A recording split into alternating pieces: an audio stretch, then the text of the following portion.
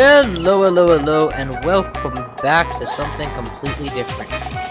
This is going to be a quick glance at kind of video, almost a review, but not even quite a review, of a game called Contraption. For those of you who've ever seen, heard, or played the Incredible Machine, the game will be very familiar right away. It's by the same developers, it's the same style of game, it's a remake of the Incredible Machine for the modern age, which, in my opinion, more than the Incredible Machine 2 or 3, actually really not only lives up to, but even maybe exceeds the original title. It's still in development, and I freely admit I've only partially really tinkered with it as it's come around, but I've always found this game very entertaining. As far as entertainment games goes, it's probably one of the best. Let's go ahead and just get on with the whole demonstration. So, right off the bat, you see we've got a series of levels that are these official puzzles that have been made, and the community tab for puzzles. The point of the game is that the whole point of the game is to make a Rube Goldberg device, which is a series, which, for those of you not familiar with the term Rube Goldberg device, is a machine wherein a series of mini tasks lead up to a single large task being completed. I'm going to skip past these tutorial puzzles and immediately go to the first easy puzzle just so you can see it in action.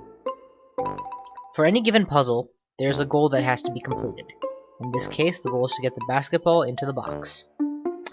So we'll hit run and see what happens when I leave the machine to run. It's not rocket science. Ball falls, lands on gerbil cage, gerbil starts running in the wheel, which spins the little thingy-mabob at the top. Now, if in case you're unfamiliar, you don't know this is a gerbil cage or what it's supposed to do, for any given item, this is one of the new features. You can hit the question mark and it immediately shows you a mini demo of just how it works. This cage is therefore producing rotational energy. So, we can attach a rubber band to this cage, and from there to the conveyor belt. And now we've got our ball moving. Bounce, bounce. Whoops, a little too far. Well, they gave us a brick wall, so this problem kind of solves itself. We'll just rotate that brick wall into position. Something like that ought to be good for a backboard. Boink, boink. Ball in box. Puzzle complete. And that's exactly the style of the game. Tom's pretty upset at Tim for crushing his stick house, helping him knock down Tim's rooftop domino house. Okay, so we've got to kill Tim's awesome domino house, which is this. We've got a conveniently positioned punching glove, which, if pushed from here, punches. One-time use. Okay, so how are we going to make this all go? Well, let's see what we have to work with. Tim starts walking, flips a seesaw, and triggers a gerbil cage. Okay? Seesaw, you can tie a rope onto the ends, which will generate, well, this isn't rocket science, to be obvious.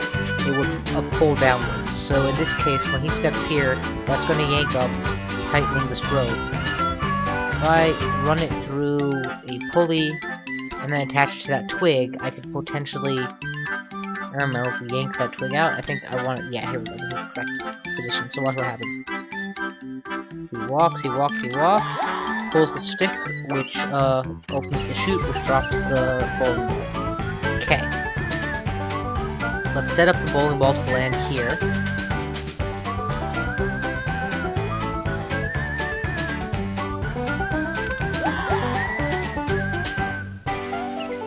So far so good. And while this isn't rocket science again, rotational energy produced. Let's go ahead and fast forward this a little bit so it moves quickly. Boom! Replay again, this time at slow speed. So we get to enjoy the massive machine this is. So apparently this domino block is new in this version of the game, and does exactly what you'd expect a domino block to do. Tim and Tom found out that flame doesn't help anything, so help them work together to launch their rocket. Okay. So, let me hit go. Knocks that there, which knocks the bucket down, starts the egg timer, which pokes something, and they both go into the house and disappear. Okay, so I can get a falling bucket to pull a rope to trigger this thing, which is a motor. Okay? And the motor generates rotational energy which can power this, which when given rotational energy is an electric generator that produces electricity, which will therefore activate the light switch, light bulb, which will light the candle.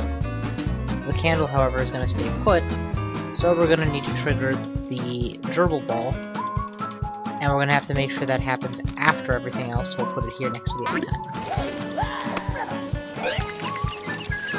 Perfect! That's actually a really nice made puzzle. So, that's the style of game that you're looking at here.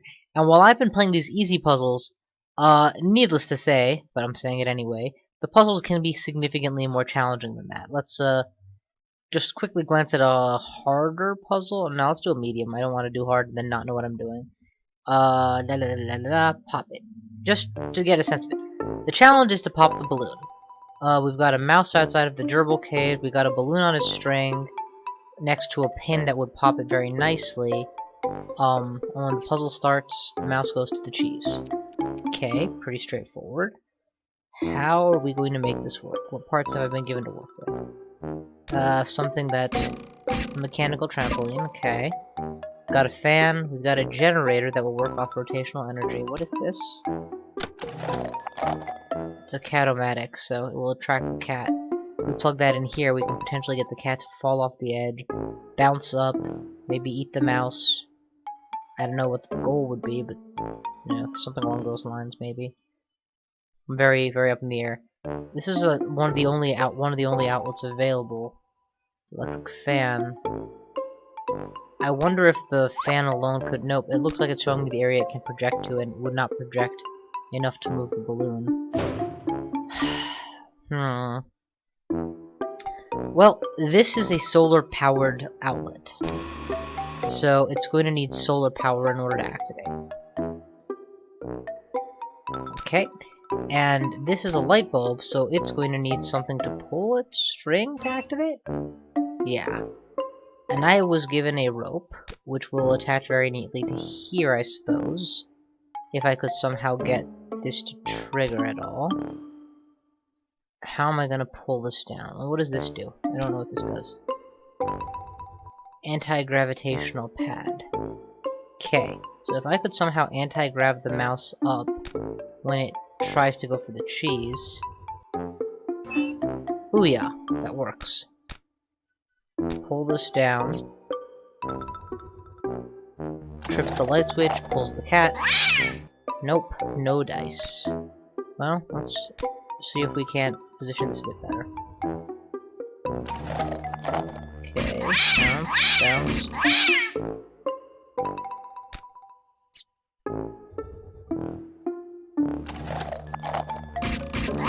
There we go, we got it.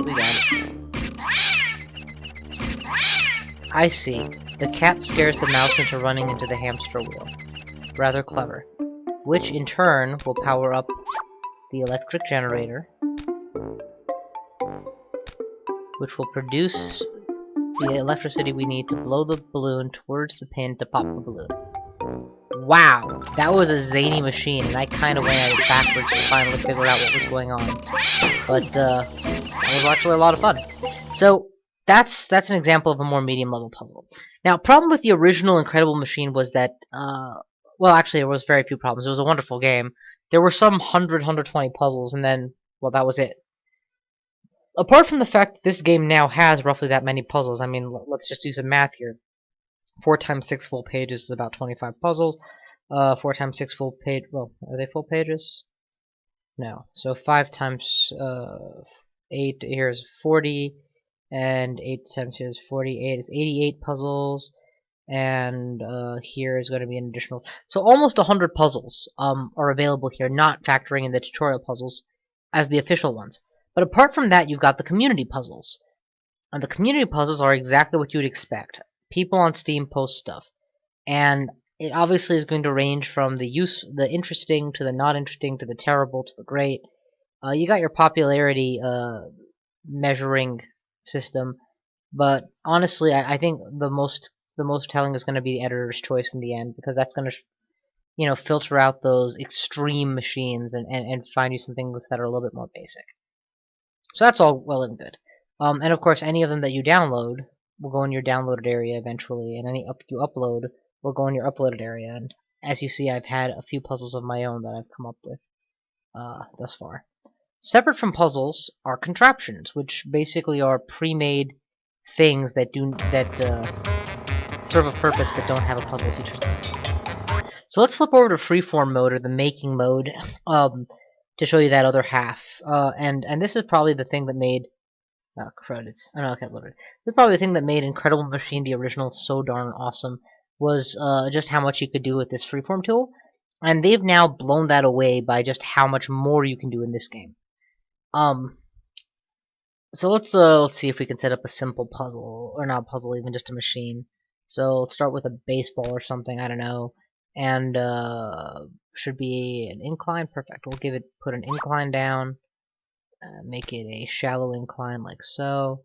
So the ball will roll down that and hit here. There should be falling dominoes, I believe, are a possibility already.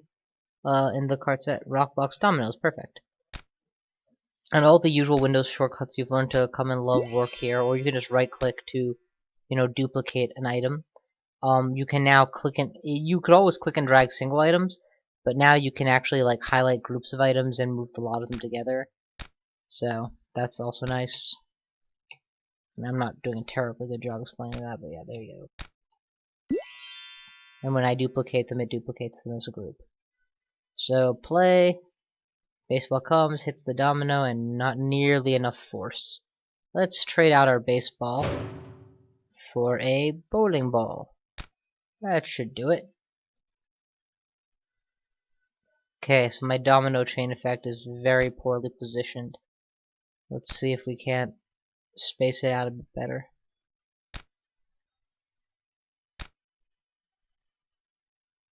There we go.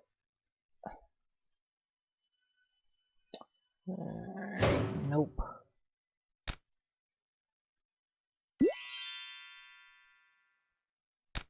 Let's see, more force, less weight. Try it with the same baseball again.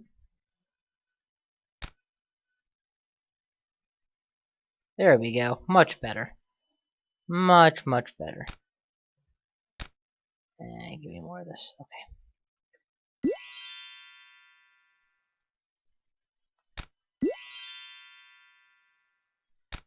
Okay, so then what happens? Let's say that it falls over and hits a plunder of dynamite.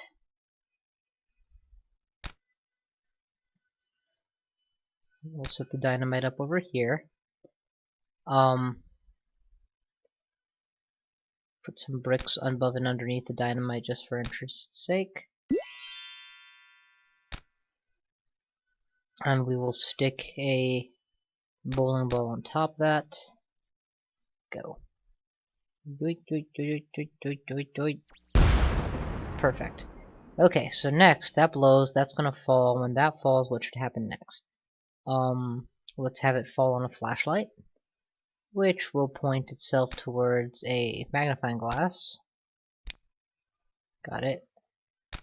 Which will, of course, point itself towards a cannon, because what the hell else would I have it point towards? And I love that they do this, because, obviously the original Incredible Machine did not. It shows you the path of the potential path of the projectile. So let's have that go there.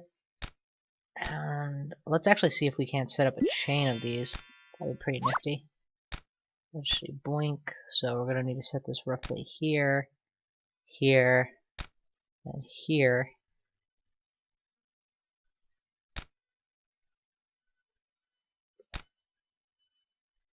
Alright, try that.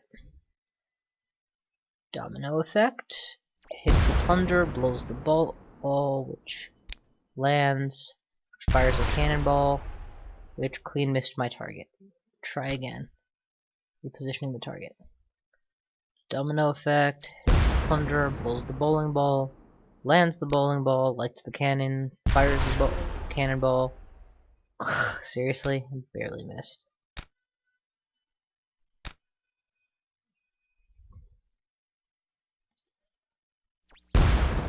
Blows the dynamite, lands the ball.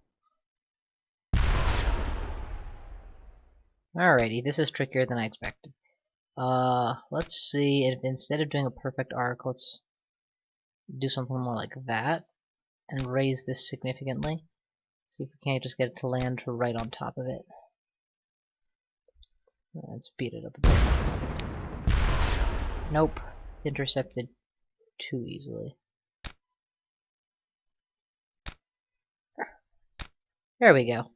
You can practically see the ball connecting with the flashlight, assuming it clears the plunger. Nope, did not clear the plunger. Raise the plunger a little. Go left.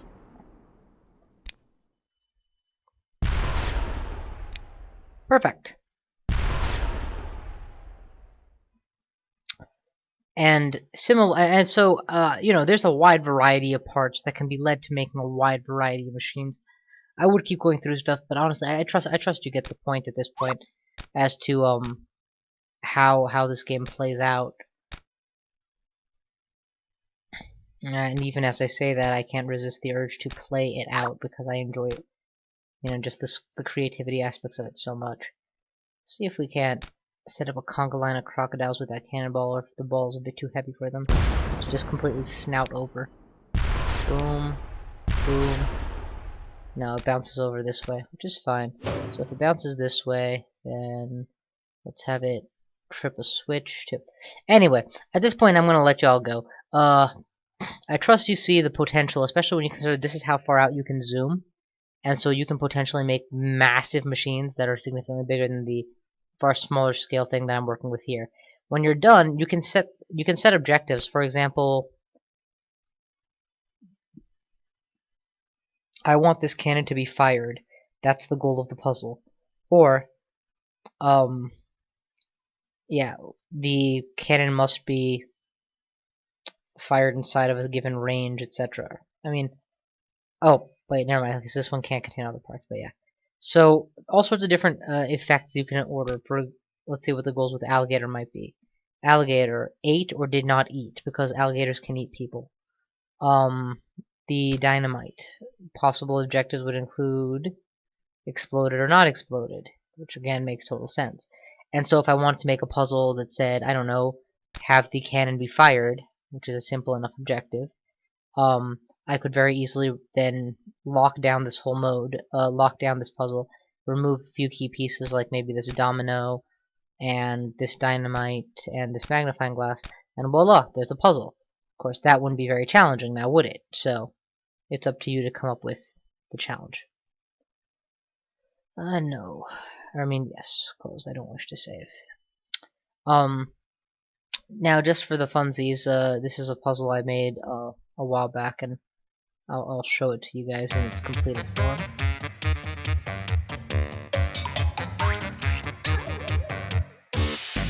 Just keep it going. So this is how it works. Pinball bumper flips the bowling ball. Okay. That apparently didn't work. Hang on, let me try that again.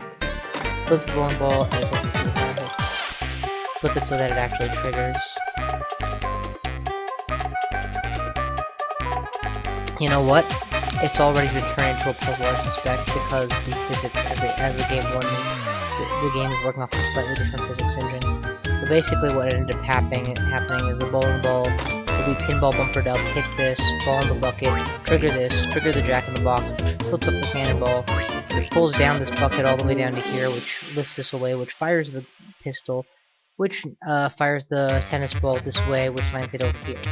However, at the same time, because this bowling ball landed just so, it manages to flip itself up afterwards, trip the switch, activate the lasers, which coagulate into gear with boing boing boing boing, activate the laser guided electric outlet, which turns on the fan, which blows down the bowling ball, which blows up this area as well, which allows this bowling ball to roll past here, down into here, and block the way so the tennis ball, instead of rolling past, bounces into the bush and stays hidden here, which is the mission objective for the tennis ball, which, as you can see, has been set up that it must land in a custom location, this bush, and wait for 3 seconds. Puzzle. Alright, that's all I'm going to say for now. I hope you like the sounds of this game. I know I'm loving it. Right now, This game is in the Humble Indie Bundle, going for $9. Its regular menu price is $15, and that's frankly still a really good deal considering the amount of content. Thank y'all for watching. See you guys next time.